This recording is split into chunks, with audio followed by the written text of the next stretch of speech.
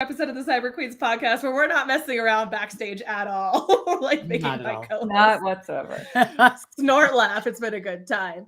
Anyway, I am very, very excited to welcome you to another special episode. We're just racking them up. We're just racking them up lately of the Cyber Queens podcast. This episode is all about empowering veterans in cybersecurity. We are having a conversation today with VetSec. I am very excited to welcome VetSec to the Cyber Queens. So welcome. As you may have heard from our episode with Keith Adams, so when I first joined cyber, again, everyone knows my story. I was a marketing professional who knew everything about marketing and nothing about cybersecurity. But I did start Googling like mad, like professional cyber groups for professionals. And I came across like my LinkedIn group searching veterans security, VetSec. I was like, what? Ooh, a place for veterans? Perfect, because that's probably going to be a really small group. And like they speak my speak, right? Like I have an automatic in because we've all been in those trenches together.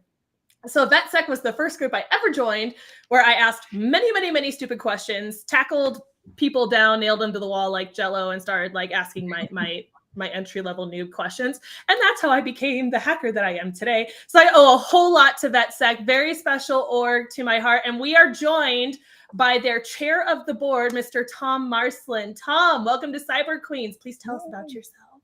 Thank you so much for having me. I'm super excited. I've been the board chair of VetSec for about 3 years now.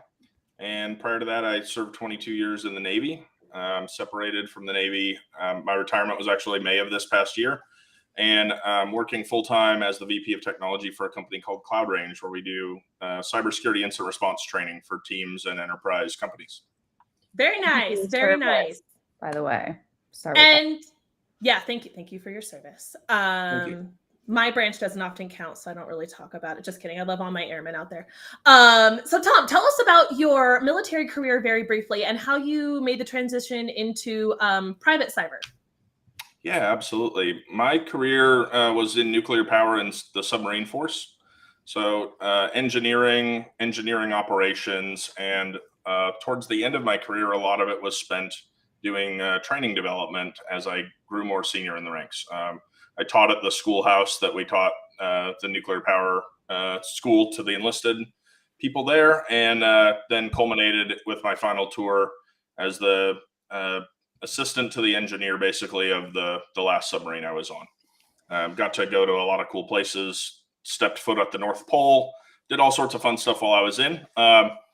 When I was transitioning out of the military, much like Maril, I started Googling where am I going to go? What am I going to do? And I always knew I had an interest in IT. I grew up loving computers, worked for my uncle in the summers at a software franchise company, helping set up client computers in their offices and doing the typical like crawl under desks and plug in cables work as a teenager. That's not for me. What attracted me to cyber was the mission side, the fact that there is a purpose really to it. And that's kind of what grew on me. While I was in two of my shore duties where I wasn't on submarines deploying, I got my bachelor's and master's degrees. Bachelor's at WGU, master's from the University of Charleston in cybersecurity. Very nice. And then just started searching for like, how am I going to be the most prepared that I can be so that I can, have a seamless transition. And so I started about 3 years before my retirement. And one of the first organizations I came across was VetSec. I joined in January of 2020 as a new member, and same thing, asking all of the questions that I'm sure they've heard a million times. One of their first partnerships was with an organization back then called Security. Yes. Acquired by INE. And I was one of the recipients for their Pentest Plus, or not Pentest Plus, EJPT. Junior Pen Tester course. Loved the mission, loved what they were doing, but they still hadn't really coalesced around the nonprofit side. They had formed a nonprofit, but we're like, we don't really know what we're doing with this thing yet. And then it's time for like their first board elections. And their first board elections were like, let's take all 1,500 people in the Slack and elect 5 people to run the organization. And you know how busy everyone in cyber is. So we had all of 3 volunteers for 5 positions. I had volunteered to be the secretary because I'm good at documentation. I like that sort of thing. And Then during the elections, the person running for the board chair spot decided that he didn't want to do it anymore and dropped from it. And I've been there ever since.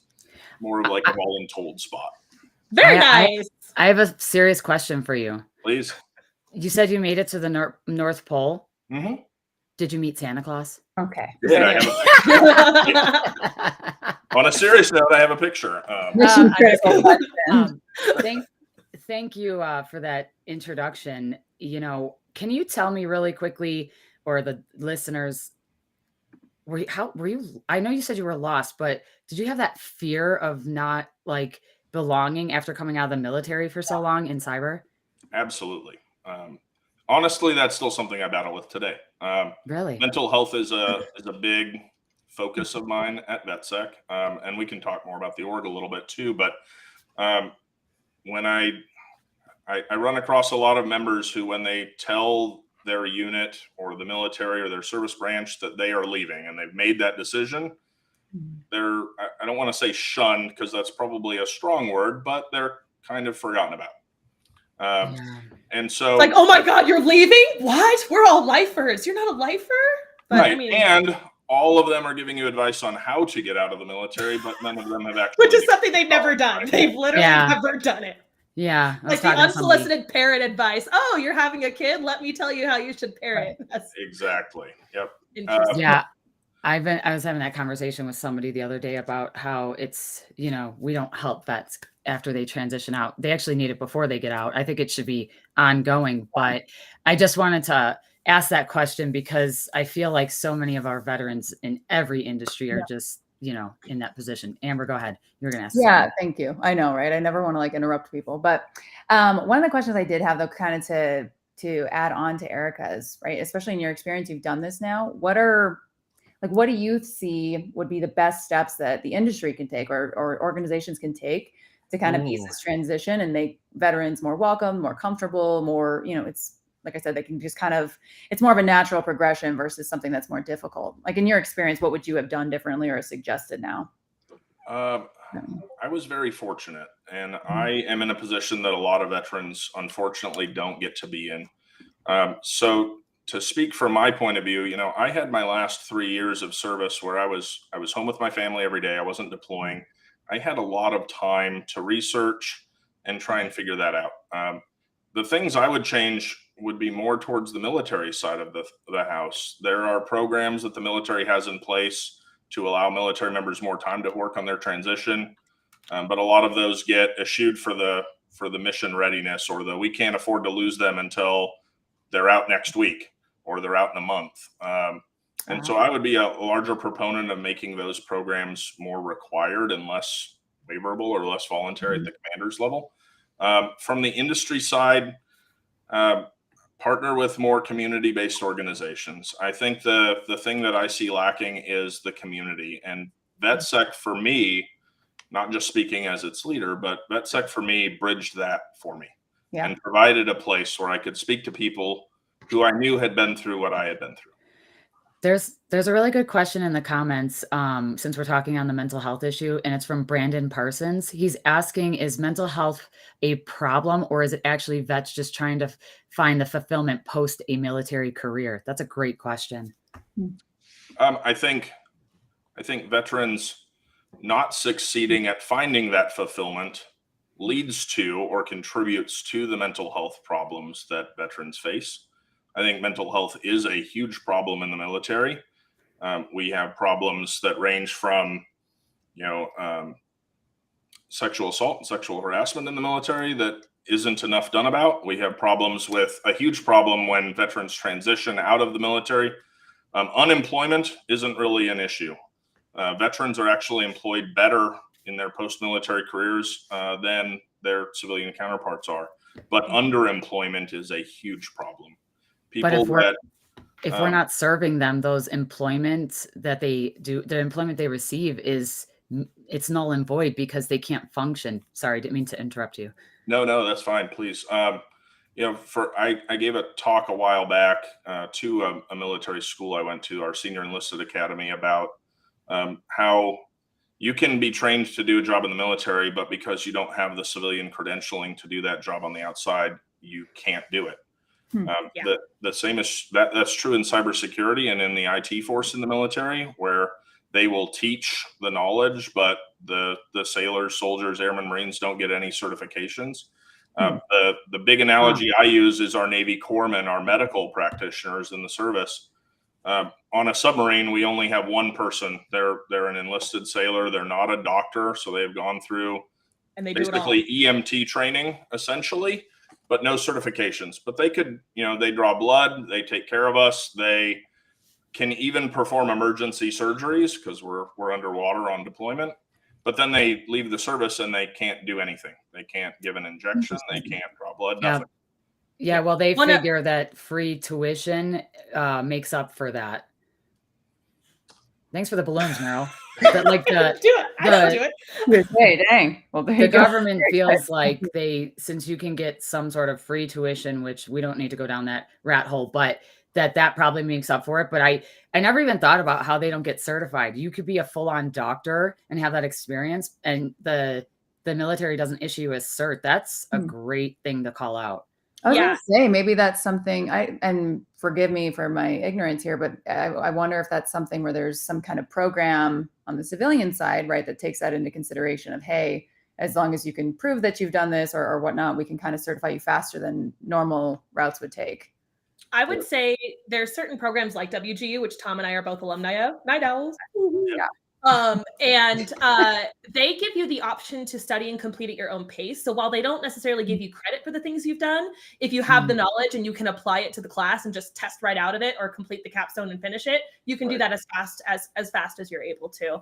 But one of the things I'm going to go over in my speech, actually at VetSecCon, which we'll talk about in a minute, is that you do need to start early, like Tom did. He had a nice long runway to prepare, right? Because no one's going to find a job in cyber within 6 months. That's a very hard timeline. But also is teaching people how to translate their military experience to private and civilian applications. Like in the military, they're called modules when we complete a training. And you're like, oh my God, you completed module 7. That has weight, like in the military. But outside of that, we're like, where's your CEH? Where's your Sec Plus? Why don't you have these things? Like things that we understand. And yeah, it's a translation issue. Interesting. That's I know I always forget about that, Maril, that how much of a badass you are and have been and all this knowledge that you have. Wasn't a past life. Well, and that's kind of another question that I was going to have, right? Is, some of the challenges that you face, right, when entering cybersecurity, how can you kind of deal with these challenges as they come up, right? Because I get the mental health piece of it, right? Because I'm a big proponent of mental health. I talk about this often. Something that we all three of us do. But there is some sort of sense of pride that maybe is missing when you go through failure after failure. Failure, I put that in quotations. When you're not getting the jobs that you want, and it's really hard, and you struggle with that, right? Because then you start to think, okay, what's wrong with me that I'm not able to get these jobs as quickly as I want? So how do you kind of go through those challenges? And what are things that help that you would recommend to people that are going through this now? I think the biggest thing that helped me was truly being educated on the industry. And I see it with new members joining VetSec today. Everyone thinks they're going to be a program manager, an executive, or a pen tester. Those are every new member, right? And they don't recognize that I am doing a career change. And while I do have a lot of experience that we can help translate, that isn't going to start you at the bottom. You might have to take a step back. You are still changing careers, right? The totem poles are different. Like I tell people, even if you're mid-level IT, right, they still say that's entry-level cyber sometimes. Like cyber is just a different beast. For me personally, I would say one of the reasons I didn't experience those roadblocks and why I was able to make so much professional progress so quickly after the military was because I was civilian trained first, right? So I went military, civilian, like kind of like in a domino effect. And I had that like customer service capability to like come in and build rapport with people and communicate with them in a non-military fashion. Or I could put the ABUs on and start talking to you like in the lingo speak. But I didn't look like a military member who couldn't take herself out of the military mindset. I could immediately apply and explain and talk to stakeholders and senior leadership. And, it's that, honestly, that soft skill of communication. That was a big one. And that's one of the things I think transitioning military members are missing, because I sit on the interview panel for Acquia. A lot of the interviews we conduct, I'm one of the few people that conducts a lot of them. And when I see former military experience, I'm like, awesome, I know exactly how to read this. You're a badass. But when you hear them talk about it, I'm like, oh, no, you're framing that all wrong. Like, you're talking to them like they're one of you and they're not. Or I see people who were able to like refine themselves and give program manager level speak and narratives about things. So that's one of the barriers for sure. So how does VetSec address those challenges and creates opportunity, like the opportunities for veterans? Yes. Yeah, thank you. The biggest thing is that we focus on community. So that bridge of a place where people can go and talk. So we've grown our Slack platform from 1,800 members in 2020 to over 6,500 today. Wow. Insane. We've got channels that range from, technical topics to, hey, can you give me help on my LinkedIn profile, to, hey, I'm prepping for an interview. What questions should I prep for? My favorite channel of all is our resume help channel, because anybody can throw a resume in there and get it literally ripped to shreds in about 10 minutes. And it's a good way, with love. In a good way. Frank feedback, I would say, a little blunt at times, but all good feedback. So that's our main focus. But the other thing we do is we try and identify the quality training providers out there, and we seek partnerships with them so that we can provide that training at low or no cost to our membership. So we're partners. Try not to advocate for one over the other as far as the ones that we are partnered with, but we partner with Fortinet and their education outreach program. We partner with CompTIA as an academic partner, TCM Security and Heath and his organization. We've done previous partnerships with Hack the Box, Try Hack Me, and Level Effect, which is about the only boot camp in the industry that I would actually endorse. Well, shout out to the orgs partnering with the people who need it, man. Yeah, nice. For real. Nice to see. Absolutely. So can you share with the audience and like highlight the achievements and contributions that VetSec has made to the community? Yeah, absolutely. So we are actively placing anywhere between 15 and 25 veterans a month into roles right now. We are tracking that, really kind of crowdsourcing our Slack and just tracking the successes that we're having. But we work to share job listings in our channel with employers that have jobs that they're looking to hire veterans. And then we track those members that have applied and are successful. I have a success story in particular. A veteran of ours, Alex, who joined VetSec a couple of years ago, was kind of behind the scenes. He was a Marine logistics specialist, did 4 years in, then kind of bounced around between roles, wasn't really sure what he wanted to do, spent some time doing medical coding, chart coding for a while. He got a free seat to Level Effects Cyber Defense Analyst Bootcamp through our partnership and landed his first role in September as a GRC analyst. Oh, that's amazing. And awesome. he had gone through a lot of stuff. He had gone through, the military time, trying to figure out what he wanted to do, went through a divorce, and came out of that and reached out to us just last month, letting us know he'd landed a role in that spot. So yay, that's amazing. Well, oh my gosh. It's those single stories that you hear that really make it worthwhile. Yeah. Then you have me who's not behind the scenes at all. I'm out here like, thanks, VetSec Con. Do you guys have like a platform, or are you mainly utilizing Slack for this? So we do have a website at veteransec.org, and that is where our members can log in and find discount codes and all of the resources we provide.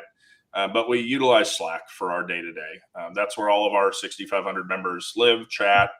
If I ask a question in anything, I still do for my day job. I'm like, hey, I don't remember how to do this, and Google's not helping me. How do I do this?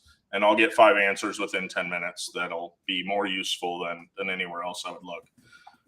And then we also have a conference every year called VetSec Con that Maril is going to be speaking at. And that came out of COVID, really.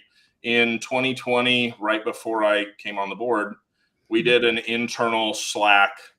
They called it VetSec Con Junior, and it was like 8 members that were giving presentations on what they were doing in their day jobs for any of the VetSec members to attend and just learn more about the different facets of the industry and what people were doing. We took that idea and turned it into a conference that's open to the public, all virtual still. So I could go if I wanted to or support it? Anybody, absolutely. Awesome. We do 3 tracks. We do InfoSec topics, our technical track, as it were. We do a transition track, so resume reviews, interview preparation, how to build a good LinkedIn profile. And then our 3rd track is what we call our community track. And that's where we have our industry partners that are, how we feel are doing good in the industry, doing good in the community, giving back. They have a time to talk about what they're doing.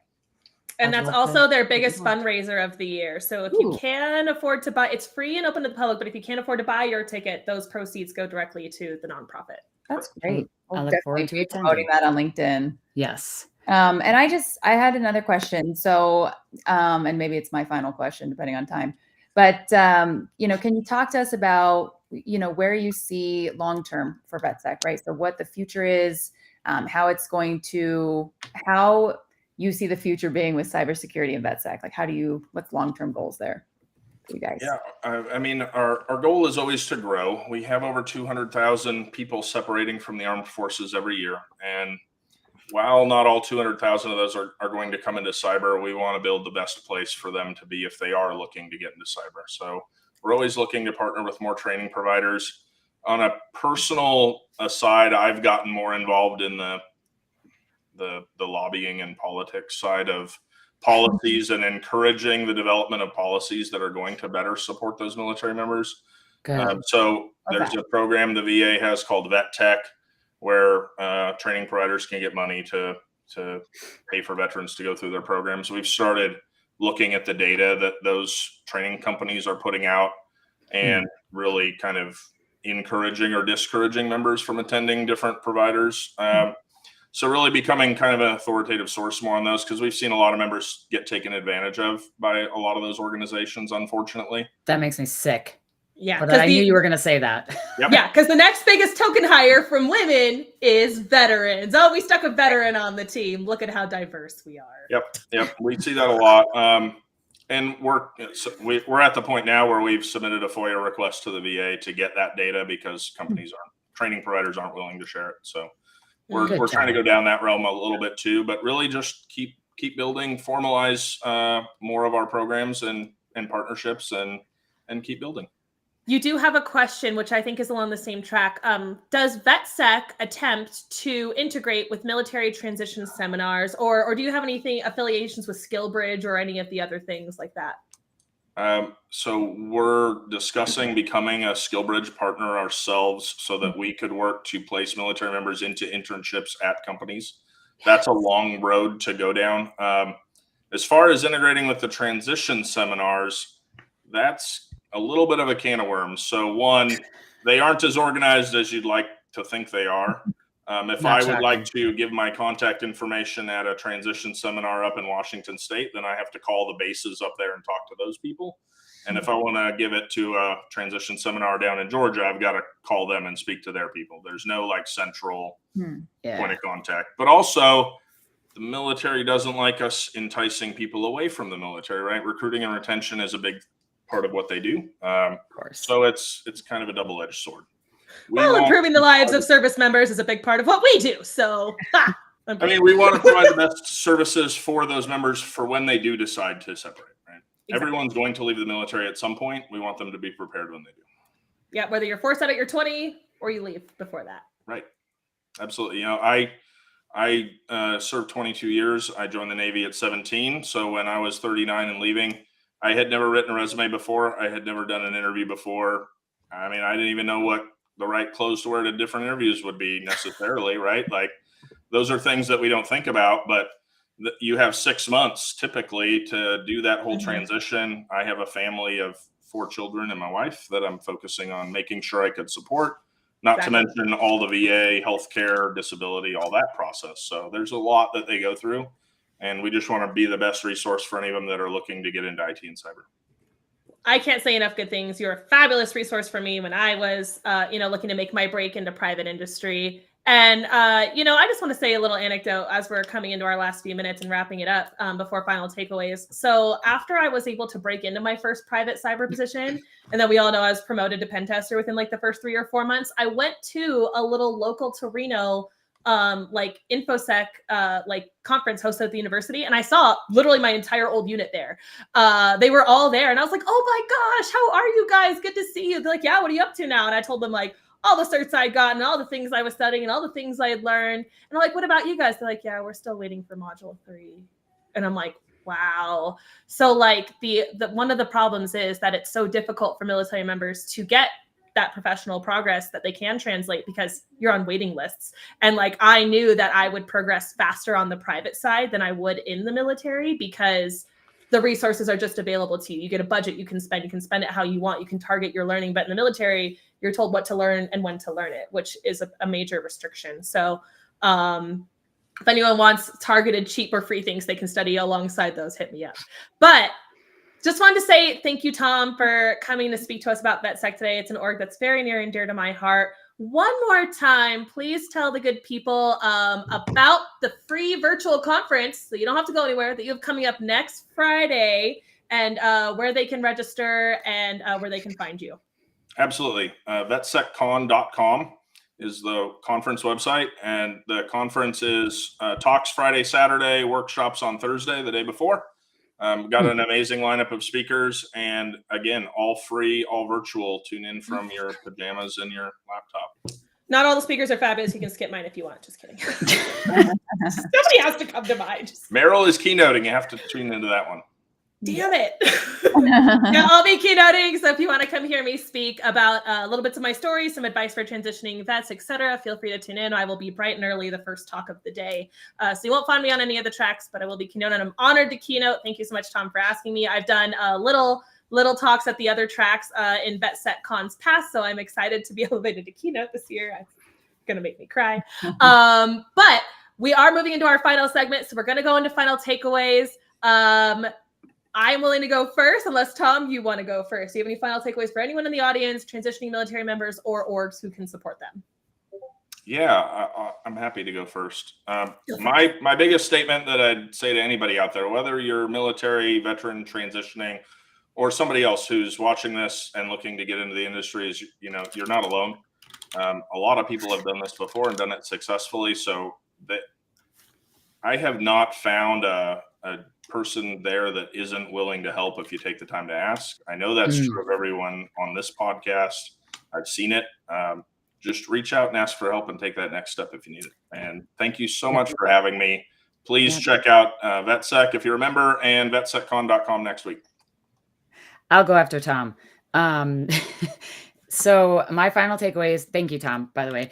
My final takeaway is what we always say, the advice we give to people trying to come into cyber: find somebody that is similar, that's doing something similar, or like a veteran that you could follow or ask for advice if you don't know who VetSec is, or you don't want to go to them. But always find like somebody you could follow, or like a mentor or a coach, because reaching out and asking for help is the biggest challenge most of the time. And then the next challenges come. So I would just say, look for somebody who is, like-minded. And organizations, please, please, please get involved with VetSec, because this is an amazing organization. And I will personally be taking an action item to get involved. Yeah, and I'm going to go right after Erica. She mostly stole mine, whatever. I know, everybody stole mine.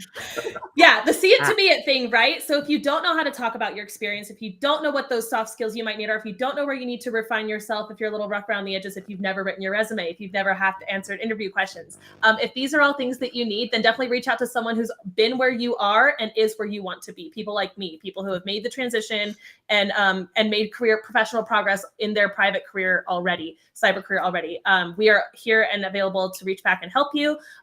Also, again, don't think you're going to come in and just be a pen tester or a PM right away. Take the analyst level jobs. This guy did a boot camp and now he's a GRC analyst. Those analyst level jobs are where you get the best exposure to figure out where you want to niche and become an SME for your org. So please take the entry level opportunities and see them as a means to an end. Yeah. And then I guess I will go last, and I will, of course, bring up the soft side of the conversation, right? I think, as you know, we're talking about mental health this month anyway.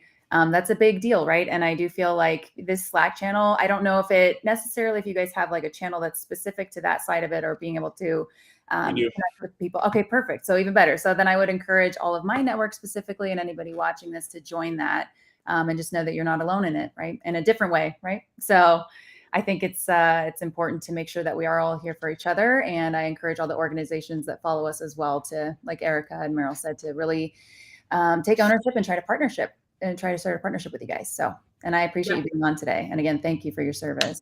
Thank you so much. Thank you, Tom. All righty. That has been another episode of Cyber Queens. Thank you so much for spending your Friday with us. We love and appreciate you. Please like, share, and subscribe. Both us and VetSec. It is absolutely free and the #1 way you can support both of us. Hope to see you at the virtual con, VetSec Con, next week, bright and early. And with that, the Cyber Queens are out. Bye. Bye.